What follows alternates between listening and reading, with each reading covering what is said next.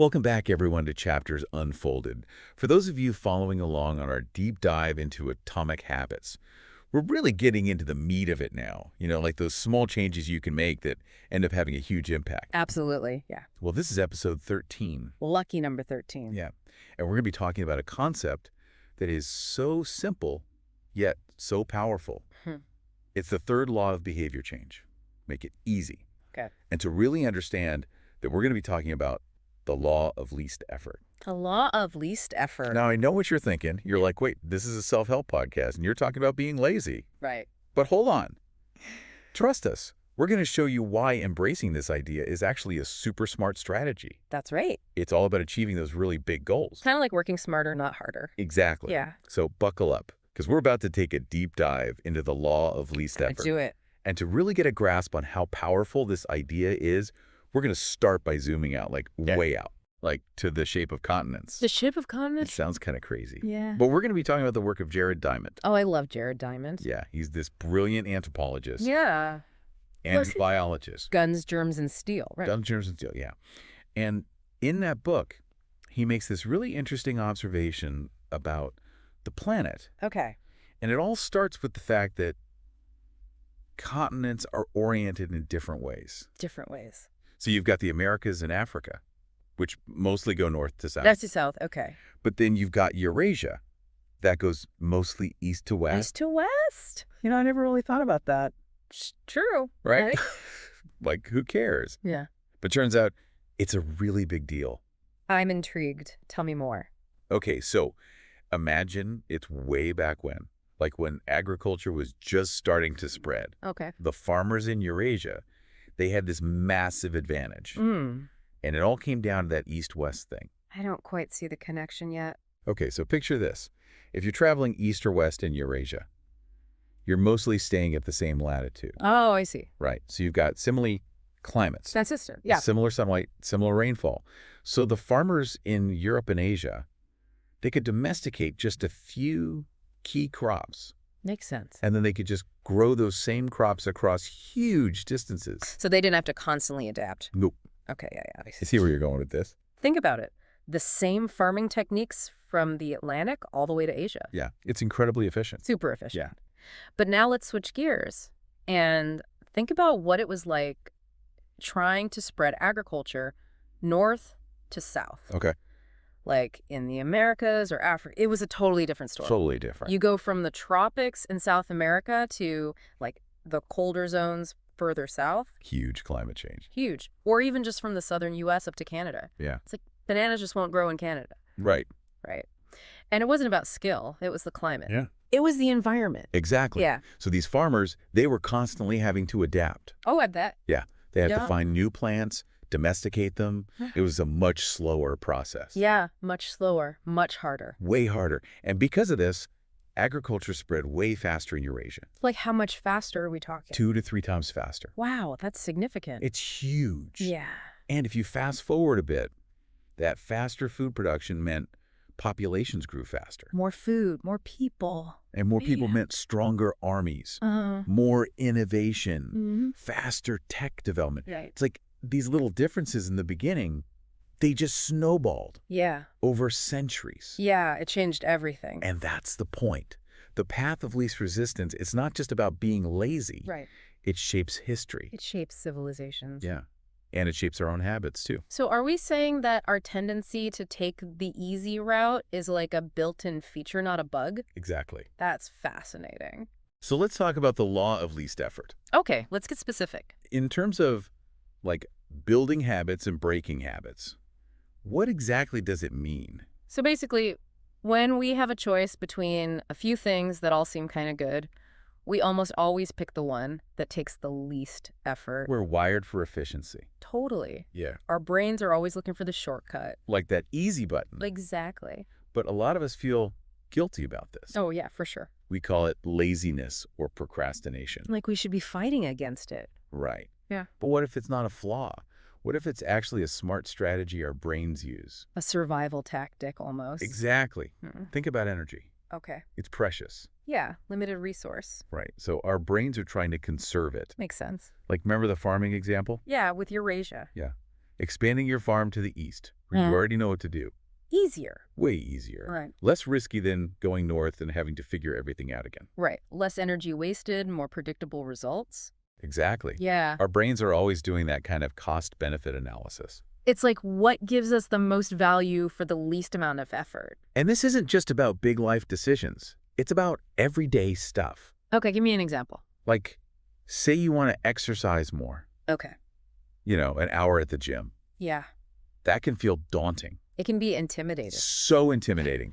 It takes a ton of willpower just to get started. Yeah, like a huge initial investment. But what if you just committed to one push-up a day? One push-up. Yeah, that's almost no effort. Right, super easy. Right, so you're way more likely to actually do it. It's more approachable. Exactly. Yeah. And you might even find yourself doing a few extra. Yeah, because once you start, it's easier to keep going. Exactly. Momentum. That's the key. Make it easy to start. That's the secret sauce. Now, here's where it gets kind of tricky. Okay. You know how those easy habits, they can actually end up taking up tons of our time? Oh, yeah, totally. Like scrolling on our phones. Checking email constantly. Binge watching TV. Yeah, all the guilty pleasures. Right. It's because they're so easy. They're just so convenient. Exactly. Yeah. They just fill up all the space in our day. And it's like, before you know it, hours have gone by. Exactly. And it's not just about bad habits either. Even good habits can feel like obstacles at first. Yeah, in a way. Like, eating healthy can feel like you're missing out on your favorite foods. Oh, yeah, totally. Or meditation. It can feel like it's taking time away from other things. Like you should be doing something more productive. Yeah. Yeah. Or journaling. It can just feel like one more thing to do. A chore almost. Right. But we have to remember, it's not about the habit itself. Okay, so what is it about then? It's about the result you want. The goal you're working toward. Exactly. Yeah, that makes sense. So with the healthy eating, it's about feeling better. With meditation, it's about feeling calmer. Right. With journaling, it's about having clearer thoughts. So the habit is just a tool to get to the end result. Yeah. And the harder a habit is, the more friction there is. Yeah, like an uphill battle. And it feels like a huge gap between where you are and where you want to be. It can feel discouraging. It can. Yeah. So that's why make it easy is so important. It's about removing those roadblocks. It's not about being lazy. It's about making it so easy to start that you actually do it. Especially when you're not feeling motivated. Especially then. Yeah, that makes sense. So our source has this great analogy. Okay, I love analogies. It's about a garden hose. A garden hose, okay. And imagine it's all bent up. Kinked up, yeah. You want to get more water through it? Okay. You have two choices. One, you crank up the water pressure. Or force it through. Yeah, like forcing yourself to do something you don't want to do. Pure willpower. Willpower. Yeah. Or two, you just unbend the hose. Remove the kink. And the water flows naturally. Much easier. Way easier. So if we're always relying on willpower, it's like we're constantly trying to force water through that bent hose. It's exhausting. It's exhausting. It creates all this resistance. Yeah, it's not sustainable. The better way is to remove the bends in our lives. Okay, so how do we do that? That's where environment design comes in. Environment design. We've talked about this before. We have. It's not just about making good habits obvious. It's about making them the easy choice. The default option. Exactly. Yeah. So think about it like this. You want to exercise more? Okay. Choose a gym that's on your way to work. So you're already passing by it. Yeah.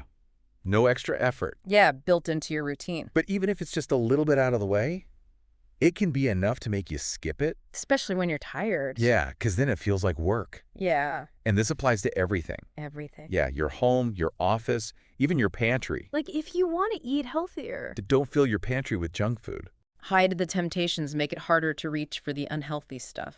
Exactly. Okay. Or if you're trying to work on a project, don't do it in a cluttered, noisy space. Yeah. Create a calm and organized workspace. That's right. That makes a huge difference. That makes a big difference. Yeah. It's all about removing those little bits of friction. It reminds me of those Japanese manufacturers. Oh, yeah, the lean production thing. Yeah, back in the 70s, they were all about eliminating wasted effort. They even redesigned workstations. To make everything more efficient. Yeah. Like so workers wouldn't waste a single second reaching for a tool. And their factories were super efficient. Like incredibly so. Their products were super reliable. Yeah, much more than the American-made stuff at the time. It was like they achieved more by doing less. Addition by subtraction, they called it? Addition by subtraction. Yeah. And we can do that in our own lives, too. How so? Like, Think about tidying up. Okay. It's not just about making things look nice. Right. It actually reduces cognitive load. It frees up mental space. Yeah, it makes it easier to focus, to Yeah. relax. To just be. Exactly. Yeah. And a lot of successful products and services, they do this really well. What do you mean? They remove those little points of friction that we don't even realize are there. Oh, I see. Yeah. Like meal delivery services. Yeah. No more grocery shopping. Dating apps. Streamlining the dating process. Exactly. Yeah. Ride sharing. No need to own a car. Yeah. Even texting. Way easier than writing letters. It's all about making things easier. More convenient. More convenient. Yeah. Like smart speakers. Oh, yeah. Just tell it what to play. Right. No more fiddling with your phone. It's so much easier. So frictionless. Frictionless. Yeah. Even governments are getting in on this. Really? The British government, they changed their online tax forms. Okay. They just added a direct link to the form. Instead of making people search for it. Yeah. And it led to a huge increase in tax collection. Wow, just from that one little change. One little change. That's amazing. So the point is, design your environment so doing the right thing is the easy thing. Make it the path of least resistance. Exactly. Yeah. And there's this other cool concept I wanted to talk about. It's called priming the environment. Priming the environment. It's like being proactively lazy. Proactively lazy. I know it sounds weird, Yeah. but it's an idea from this IT developer named Oswald Knuckles. Oswald Knuckles. Yeah. And he calls it resetting the room. Resetting the room. And it's not just about cleaning up. It's about preparing for the next time you use the space. Okay, so give me an example. Like putting the remote back in its spot, Okay. fluffing the pillows, even wiping down the bathroom counter while you're waiting for the shower to warm up. So you're already doing something else. Yeah. It's about reducing future effort. It's like being lazy in advance. In advance. I like it. It's like my spouse, how she organizes her greeting cards. Okay. She's got them all sorted by occasion. Uh-huh. Stamps already on them. When she needs one, it's so easy. Ready to go. Grab and go. Me, on the other hand, it would be a whole thing. I can relate to that. You know, remember to buy a card. Find a stamp. Half the time, I'd forget completely. Yeah, it's easy to let those things slip. Yeah, but when you prime your environment, Hmm. you're basically paving the path of least resistance. Towards the good habit you want. Exactly. Yeah, that makes sense. So if you want to eat a healthy breakfast, set out the pan, the cooking spray, the utensils the night before. So it's ready to go in the morning. If you want to draw more, Yeah. keep your sketchbook and pens on your desk. Visible and accessible. Exactly. Want to exercise in the morning? Lay out your clothes, your shoes, your gym bag, your water bottle, Everything you need. everything. Want to snack healthier? Pre-chop fruits and veggies. Oh, that's a good one. Right. Yeah. Make it the easy choice. Makes a huge difference. Huge. But now let's talk about the flip side. Okay. How do we make bad habits harder? By adding friction. By adding friction. Yeah. Like watching too much TV. Okay. Unplug it after each use. So you have to consciously plug it back in. And only plug it back in if you can name the show you're going to watch. So you have to be intentional about it. That's the key. I like that. Or take the batteries out of the remote. Or put the remote in another room. Or even move the TV to a less convenient spot. Make it a project to watch TV. It sounds crazy, but it works. It disrupts the habit. And you can do the same thing with your phone. Leave it in another room when you're trying to focus. Or ask someone to hide it from you. go off the grid for a while. It's amazing how even little inconveniences can make a big difference. They break the automatic pattern. Yeah, like hiding junk food. Behind the healthy stuff. Yeah. Or deleting social media apps. Cold turkey. It's all about adding friction. Making it harder to do the bad habit. Exactly. Yeah. Now, these tricks might not work for serious addictions, Right. Those require more specialized help. but for everyday bad habits, they can make a big difference. They can definitely help. And if you make a bunch of these little changes, the impact can be huge. It all adds up. It all ends up. So as we wrap up this deep dive into the law of least effort, there's a question our source asks that I think is so important. Okay. What is it? How can we design a world where it's easy to do the right thing? That's a big question. It is a big question. And it's not just about our own lives. Right. It's about our families, our communities, our workplaces. Yeah. How can we make it easier for everyone to make good choices? It's about creating an environment that supports those choices. Exactly. Yeah. And it starts with each of us. Taking a look at our own habits. Yeah. redesigning our lives. Making the important things the easiest things. That's the key takeaway from this deep dive. Make it easy. Make it easy. The law of least effort is super powerful. And it's not about being lazy. It's about working smarter. Yeah, designing our environment to support our goals. Well, take some time to think about your own habits. Yeah, what are the things you want to change? Where can you reduce friction? Where can you make it easier to do the right thing? And here's a final thought to ponder. Okay. Just one small habit you want to build or break. What one tiny change can you make to your environment right now Right now. to make that habit easier or harder? It could be anything. It could be anything. Just think about it. That's a powerful challenge. Thanks for joining us for another deep dive here on Chapters Unfolded. It's always a pleasure. We hope you found this episode helpful.